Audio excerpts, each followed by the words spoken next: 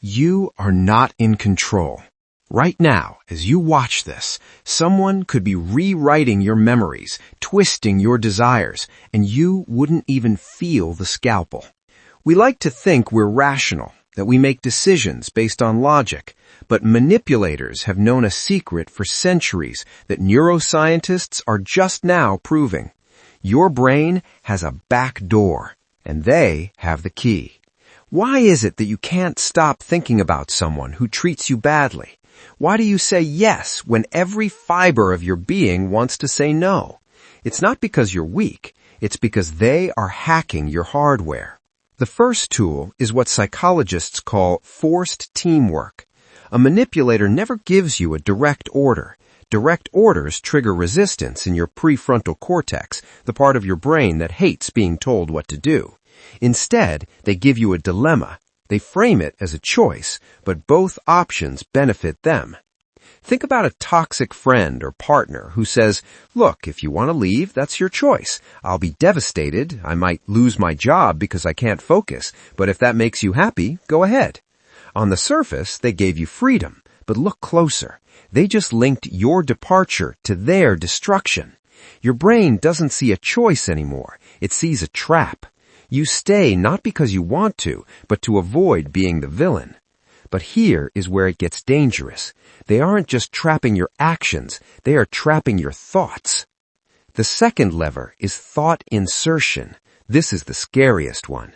A manipulator will never tell you what to think. That's too obvious. Instead, they ask you a question that contains a hidden fact. Imagine a colleague asks you, "Why do you think the boss hates your presentations so much?" Wait, did the boss actually say they hate them? No, but now your brain, which is wired to solve problems, stops what it was doing and starts searching for evidence to support that premise. You start scanning your memory, looking for that one time the boss frowned. You are now working for them, proving their point, using your own brain power. It's a mental virus. They drop a single sentence, and your mind does the rest of the work for you. The third lever is the kill shot. It's called intermittent reinforcement. If you want to destroy a machine, you run it at max speed until it burns out. If you want to control a person, you do the opposite. They give you just enough hope to keep you going, and then they snatch it away. Think about that person who ignores you for 3 days. You're anxious, you're confused, you're obsessed. Then, out of nowhere, they send you a paragraph about how much they mean to you. Your brain gets a massive hit of dopamine. It's relief. It's validation. You don't associate the high with their kindness. You associate it with the relief from the pain they caused. You become addicted to the inconsistency. You will work harder for that next hit of validation than you would for consistent love, because consistent love doesn't trigger the addiction centers of the brain. Chaos does. So how do you stop them? If your brain has a back door, how do you lock it? You use a technique called cognitive shifting. When you feel that fog rolling in, that anxiety, that confusion, that guilt, you stop trying to figure them out. You don't ask, "Why did they say that?" You ask, "What do I want right now?" Manipulation requires you to focus on the manipulator's reality. It requires you to obsess over their motives.